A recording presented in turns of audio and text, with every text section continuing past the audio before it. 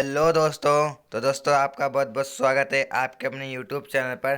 दोस्तों आज अपन देखेंगे कक्षा 8वीं का हिंदी विषय का अर्धवार्षिक का पेपर। ठीक है, इस वीडियो में कम्प्लीटली आपको पेपर बताऊंगा विद सॉल्यूशन। ठीक है, क्या बताऊंगा? सभी क्वेश्चनों के राइट आंसर ही बताऊंगा। ठीक है, तो इस वीडियो को कम्प्लीटली देखिएगा, एंड तक देखिएगा। ठीक है, चैनल पर नए हो तो चैनल को सब्सक्राइब कर लीजिएगा। सभी विषयों के पेपर जो है कक्षा 8वीं के अपलोड हो चुके हैं, तो आप चैनल पर जाके देख सकते हो। ठीक है, तो सबसे पहले आपका ये पेपर है। ठीक है दोस्तों, सबसे पहले तो मैं आपके यहाँ पे सॉरी कहना चाहूँगा उनके लिए जिनका जो ये कक्षा 8वीं का पेपर हो गया है। ठीक है, और उनकी जो मैं हेल्प नहीं कर पाया। ठीक है, तो उनको सॉरी। पर अब जिनका जो ये पेपर होने वाला है उनको अच्छे से तैयारी करनी है इस पेपर की। ठीक है, रियल पेपर है, यहाँ पर मैं आपको दिखाना चाहूँगा। और जो पहले के पेपर बताए थे मैंने, उनमें से ही बहुत सारे क्वेश्चन यहाँ पे आपके पेपर में आए थे। ठीक है, सेम टू सेम पेपर आया था आपका बहुत स्टूडेंट्स का।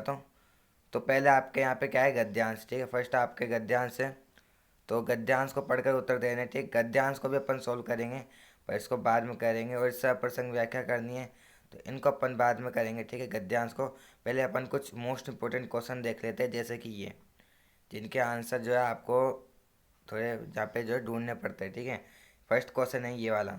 कवि ने अपने जीवन की तुलना वसंत से क्यों की है? कवि ने अपने जीवन की वसंत की तुलना क्यों की है? तो चलिए इसका आंसर देखते हैं। तो दोस्तों ये रहा इसका आंसर, क्या है कि कवि ने अपने जीवन की तुलना वसंत से की है क्योंकि वह वसंत में बनाकर अनंत काल तक जाने की इच्छा रखता है। ये आपको बस ये जो हाईलाइट हो रखा है ना ब्लैक कलर में, बस ये इतनी सी लाइन लिखनी है आपको। ठीक है, बस इतना सा आपका आंसर हो जाएगा उस क्वेश्चन का। ठीक है, चलते हैं अगले क्वेश्चन की तरफ। दोस्तों अगला क्वेश्चन देखते हैं, क्या है कि यहाँ पे लिखा है, मैं हर पेड़ को अपना दुश्मन समझ रहा था। लेखक ने पेड़ों को दुश्मन क्यों समझ रहा था? तो इसका आंसर देखते हैं। ठीक है, तो इसका आंसर अपन देखते हैं। दोस्तों ये पूरा पीडीएफ आपको मैं प्रोवाइड कर दूंगा, व्हाट्सएप ग्रुप ज्वाइन कर लेना, डिस्क्रिप्शन में लिंक मिल जाएगा। ठीक है, तो आइए आंसर देखते हैं। क्या है कि बस की दिशा ऐसी थी कि उसे ज़बरदस्ती चलाया जा रहा था, कभी भी उसकी ब्रेक फेल हो सकती थी या कोई पुर्जा खराब हो सकता था। इस भयभीत मन स्थिति में जो भी पेड़ आता उसे देखकर लेखक को डर लगता कि उसकी बस से उससे टक्कर टकरा जाएगी। ठीक है, उसकी बस जो है उससे टकरा जाएगी, इसलिए लेखक पेड़ को अपना दुश्मन समझ रहा था। तो ये पूरा आंसर हो जाएगा आपका। ठीक है, चलते हैं अपने अगले क्वेश्चन की तरफ। अगला क्वेश्चन है अपना कौन सा? अगला क्वेश्चन है, डाकिया को देवदूत के रूप में कहाँ देखा जाता है? डाकिया को देवदूत देवदूत के रूप में कहाँ देखा जाता है? तो चलिए इसका आंसर देखते हैं। ठीक है, तो इसका आंसर आपका ये रहा, गाँव में या गरीब बस्तियों में। बस इतना छोटा सा आंसर है। ठीक है, गाँव या गरीब बस्तियों में चिट्ठे या मनी ऑर्डर लेकर पहुंचने वाले डाकिया देवदूत के रूप में देखे जाते हैं। ठीक है, इतना सा आपका आंसर हो जाएगा। चलते हैं अगले क्वेश्चन की तरफ। दोस्तों अगला क्वेश्चन देखते हैं। अगला क्वेश्चन क्या है अपना? अगला क्वेश्चन ये है, वीर सेनानी संसार को भिकमंगा क्यों कहते हैं? भिकमंगा क्यों कहते हैं? ठीक है, देखते हैं इसका आंसर। तो दोस्तों ये रहा आंसर, क्यों कहते हैं, क्योंकि यहाँ पे वीर सेनानी संसार को भिकमंगा कहते हैं क्योंकि उनका मानना है कि ये संसार केवल लेना जानता है।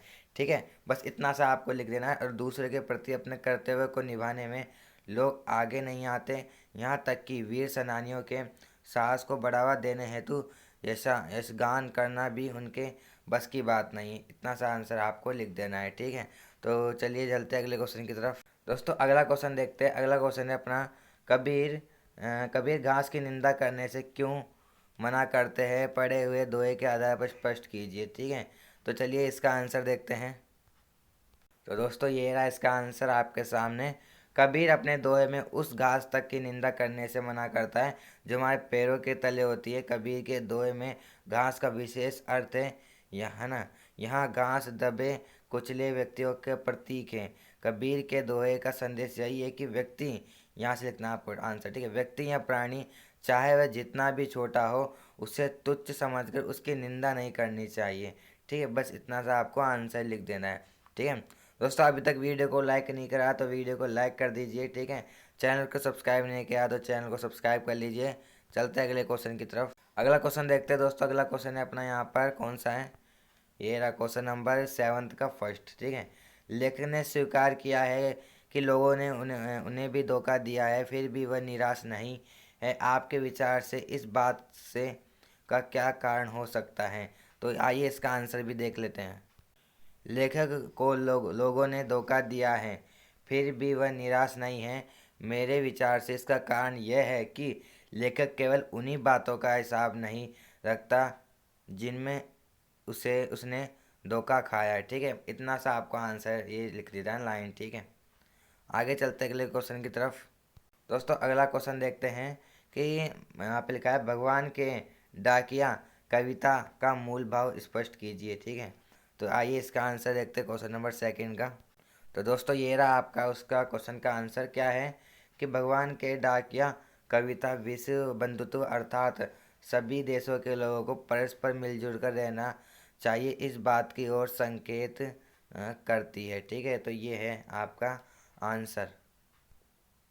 चलते हैं अगले तो दोस्तों अगला क्वेश्चन देखते हैं। अगला क्वेश्चन है अपना, पत्र जैसा संतोष फोन या S M S M S का संदेश क्यों नहीं दे सकता?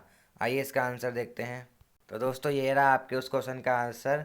क्या है कि पत्र जैसा संतोष फ़ोन या एसएमएस का संदेश नहीं दे सकता, क्योंकि फ़ोन एसएमएस द्वारा केवल कामकाजी बातों का संक्षिप्त रूप से व्यक्त कर सकते हैं। इतना छोटा सा आपको बस ये आंसर लिख देना है। ठीक है, चलते हैं अगले क्वेश्चन की तरफ।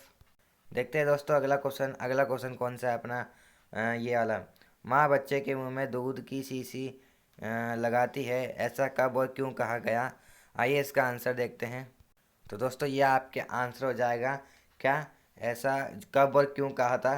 यहाँ पर कब कहा था, तब लेखक ने व्यंग रूप में ऐसा कहा कि कंपनी के हिस्सेदार अब इंजन को गोद में बिठाकर शीशी से पेट्रोल पिलाएंगे, एक माँ की तरह। यानी बस में अब चलने का दम नहीं था, उसका इंजन एकदम कमज़ोर व क्षीण हो चुका था। ठीक है, तो ये आपके कंप्लीट आंसर हो जाएगा। चलते हैं नेक्स्ट क्वेश्चन की तरफ। दोस्तों देखते हैं अगले क्वेश्चन की तरफ। अगला क्वेश्चन है, क्या है अगला क्वेश्चन? मशीनी के युग ने हाथ काट दिए, क्या लेखक का यह सोचना सही है? तो आइए इसका आंसर देखते हैं। तो दोस्तों ये रहा आपके उस क्वेश्चन का आंसर कि लेखक ने उन कारीगरों की तरफ संकेत किया है जो हाथ से बनी वस्तुओं से अपना जीवन यापन करते हैं। आज के मशीनी युग ने उन कारीगरों के हाथ काटकर मानो उनकी रोटी ही छीन ली है। ठीक है, यहाँ तक बस आपको आंसर लिख देना है, बस इतना सा। ठीक है, तो चलते हैं अगले क्वेश्चन की तरफ। दोस्तों अगला क्वेश्चन है क्वेश्चन नंबर 8। क्या है? क्वेश्चन नंबर 8 है आपका, आप भीलवाड़ा निवासी महेश हैं, अपने विद्यालय के प्रधान अध्यापक या प्रधानाचार्य महोदय को शुद्ध पेयजल व्यवस्था करवाने हेतु प्रार्थना पत्र लिखना है, या अथवा में ये वाला क्वेश्चन कर सकते हो। ठीक है, ये वाला। तो यहाँ पर दोस्तों ये जो पढ़ता है ना, ये आपको खुद लिखना होगा। ठीक है, या अगर आपको जो है इसका आंसर चाहिए तो आप टेलीग्राम चैनल ज्वाइन करें ना, वहाँ पर मैं इसका आंसर डाल दूंगा। ठीक है, आगे है निबंध लिखना है, किसी एक विषय पर निबंध। दैनिक जीवन में समाचार पत्र का महत्व या स्वच्छ भारत सुंदर भारत। तो दोस्तों मेरे हिसाब से आपको इस पर लिखना चाहिए। इसका यहाँ पर कुछ लाइनें भी बता देता हूँ आपको। तो दोस्तों ये रहा स्वच्छ भारत अभियान के ऊपर, यहाँ पे कुछ लाइनें मैं यहाँ पे बताना चाहूँगा कि भारत के प्रधानमंत्री है ना, भारत के प्रधानमंत्री श्री नरेंद्र मोदी जी ने महात्मा गांधी जी की जयंती 2 अक्टूबर 2014 को स्वच्छ भारत अभियान की शुरुआत की। स्वच्छ भारत अभियान को भारत मिशन और स्वच्छता अभियान भी कहा जाता है।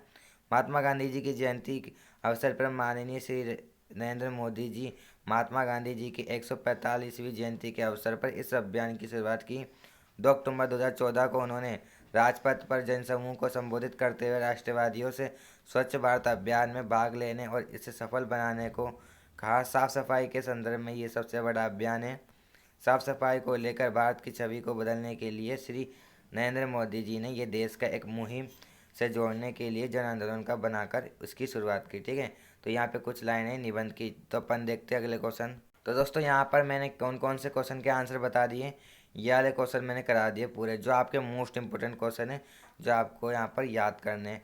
अब चलते हैं अपन कुछ छोटे छोटे वाले क्वेश्चन पे, जो इनके भी आंसर देख लेते। क्या है कि एक बस यहाँ पे डैश गई, तो यहाँ पे आएगा रुक गई। क्या हो गई? रुक गई। ठीक है, रुक गई आ जाएगा आंसर। आगे चलते, यह बस डैश के योग्य थी, किसके योग्य थी, आइए इसका आंसर भी देख लेते हैं। तो दोस्तों इसका आंसर हो जाएगा आपके कि यहाँ पे डैश के योग्य थी, तो यहाँ पे आएगा पूजा के योग्य थी। ठीक है, पूजा, ठीक है, पूजा के योग्य थी, इतना सा आपको लिख देना, पूजा है इसमें। ठीक है, आगे चलते हैं। हमारे सैनिक पत्रों का इंतजार डैश से करते हैं, तो क्या करते हैं, उत्सुकता से करते हैं। क्या करते हैं, उत्सुकता से जो है इंतजार करते हैं। ठीक है, आगे चलते हैं। महात्मा गांधी को पत्र नाम से आता है, किस नाम से आता है महात्मा गांधी को पत्र, वो आता है यहाँ पर महात्मा, ठीक है, महात्मा गांधी। ठीक है, इतना लिखना है, फिर आपको लिखना है महात्मा गांधी इंडिया। ठीक है, इस नाम से आपको जो है गांधी जी को पत्र आते हैं। ठीक है, तो ये आपका हो गए रिक्त स्थान वाले। आइए चलते हैं अगले क्वेश्चन की तरफ। अगला क्वेश्चन है, यहाँ पे लिखा है शंका भापना मुहावरे का अर्थ है ब्रह्म को पहचानना। ठीक है, अगला है हिमालय शब्द का सबसे ऊंचा पर्वत है। यहाँ हिमालय शब्द क्या है, एक व्यक्तिवाचक है। ठीक है, आइए अगला क्वेश्चन देखते हैं। कमल का पर्यायवाची नहीं है, बताना नहीं है। ठीक है, नीरज पंकज जलज ये तीनों जो है कमल के पर्यायवाची है, तो और ये वाला जो है नहीं है, तो ए वाला राइट आंसर आ जाएगा। तो चलते हैं अगले क्वेश्चन की तरफ। अगला है द्वंद्व समास का उदाहरण होगा, तो इसमें होगा ये वाला। ठीक है, द्वंद्व समास का उदाहरण दीवानों की अस्थि कविता ने किन्हीं आधार बनाकर लिखी गई है वीर सैनिकों को। ठीक है, वीर सैनिकों को बनाकर लिखी गई है। आगे है निम्न नीचे प्रश्नों के शब्दार्थ लिखने। ठीक है, तो शब्दार्थ दोस्तों, अब शब्दार्थ लिखने हैं, तो इनको जो है यहाँ पे कुछ कुछ के यहाँ पे आंसर दिखा देता हूँ। जैसे ढाणियों का क्या मानना मतलब होता है, जैसे ढाणी का मतलब होता है अस्थाई, अस्थाई निवासी। ठीक है, अस्थाई निवासी। और मनोदशा है मन की दिशा। ठीक है, मनोदशा का हो जाएगा मन की दिशा। ठीक है, ये याद रखना आपको। बाकी दोस्तों ये जो है ना, ये चारों मिल जाएंगे आपको बुक में अंदर। ठीक है, तो इन दोनों के आप जो है बुक में देख लीजिएगा, आपको बुक में मिल जाएंगे। ठीक है, तो यहीं पे ये जो है पेपर सॉल्व होता है। अब ये है गद्यांश। अब ये गद्यांश आप सॉल्व करिए। ठीक है, इसको आप खुद सॉल्व कर लीजिएगा, बहुत आसान है यहाँ पे इसको सॉल्व करना, और इसकी सप्रसंग व्याख्या करनी है जो आपके बुक में से दी हुई है। ठीक है, तो यहाँ पर पूरा पेपर जो है सॉल्व हो चुका है। और जाने से पहले बता दूं कि आपके सभी भी सब्जेक्ट के, क्या सभी सब्जेक्ट के पेपर अपलोड कर दिए हैं मैंने। संस्कृत, ठीक है, संस्कृत, मैथ, ठीक है, साइंस, और आपके सोशल साइंस, ठीक है, एसएसटी, सभी सब्जेक्ट के, इंग्लिश के सभी सब्जेक्ट के जो है पेपर अपलोड कर दिए विथ सॉल्यूशन, जो है एग्ज़ाम में सेम टू सेम आए। तो जाकर उन पेपरों को भी देख लीजिएगा, डिस्क्रिप्शन में लिंक मिल जाएगा सभी का। और चैनल को सब्सक्राइब जरूर कर लीजिएगा। ठीक है, तो मिलते हैं अपन अगली वीडियो में। Thanks for watching.